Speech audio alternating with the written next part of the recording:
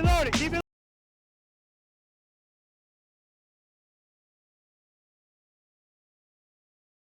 We want to be well-rounded riders, right? We don't want to just be able to ride fast because anybody can ride these motorcycles fast. We want to be confident when we slow down. And trust me, guys, this is not just about riding in the parking lot and going around cones. Everything we do out here is relevant out there, whether you know it or not, because practicing gives you options. And your options when you get out there in the real world are limited to your skill level. So if your skill level's down here, your options are down here. I'm not just talking about emergency situations too. I'm talking about just regular riding. You're riding down a road and then something happens and you have to make a U-turn.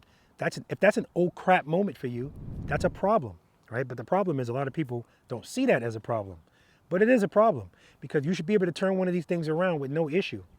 I'm gonna give you an example of how backwards our minds are when it comes to riding these motorcycles in this country. I was out in Daytona and Daytona Bike Week, Bethune-Cookman. I was out there. And somebody said, hey, Robert, do one of your tricks.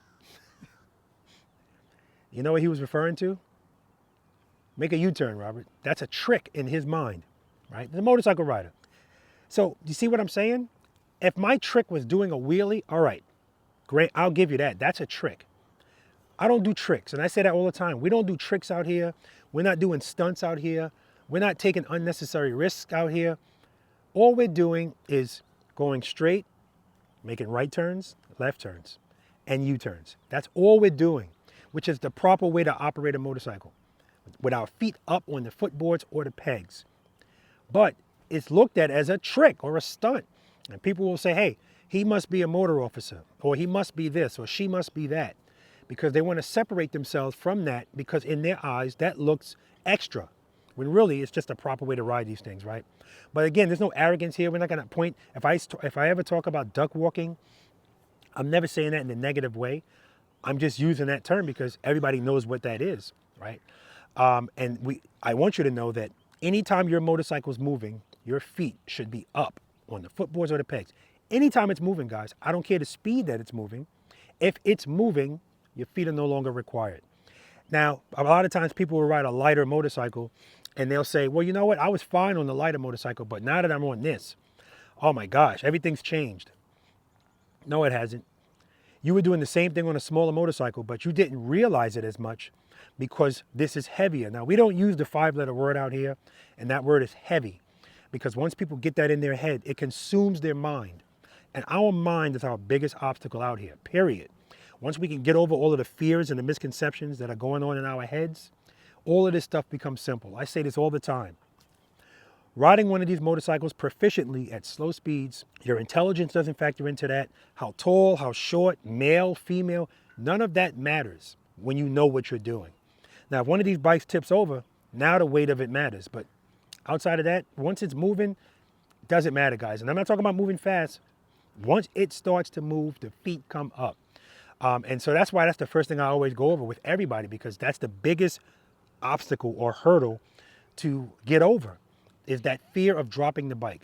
Now, this is Angel, my 2019 Road King Special, and Angel's properly protected. I've got engine guards, I've got saddlebag guards, so if my bike tips over, it's gonna be fine.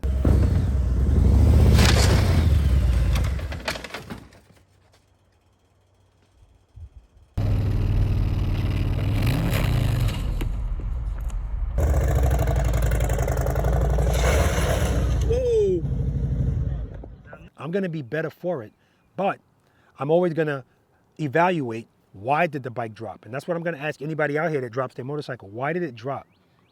And some people know, but most people don't.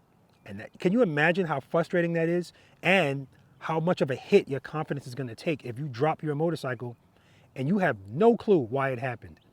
So if you have no clue why it happened, you don't know what to avoid for it not to happen again. So that's why you're gonna be a little gun shy, you're gonna be even more nervous, and some people might even say, screw that, I'm not gonna practice anymore.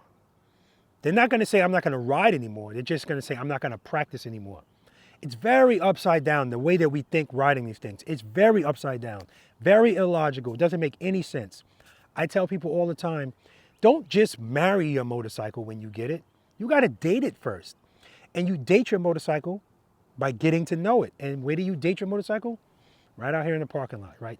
This is the place to make the mistakes and figure stuff out, not out there in the real world, right? This is the controlled environment.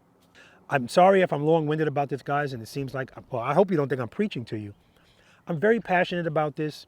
I understand, based on my career as an NYPD Highway Patrol motorcycle lieutenant, 22 years, the negative effects that happen riding one of these things without proper education and practice. I just see it. I see it all the time. And it scares me to death. It scares me to death when I see people operating these things, especially when they put somebody on the back of it. I'm looking at them and I can clearly see they don't know what they're doing. And so with that being said, like I said before, when everything's working out, no big deal. But when the unexpected happens, or anything that in my mind is not a big deal, but for you is, that's when mistakes happen, and putting somebody on the back of the motorcycle just, it raises the odds of your level of responsibility, and it's just a big responsibility, and people just don't look at it that way.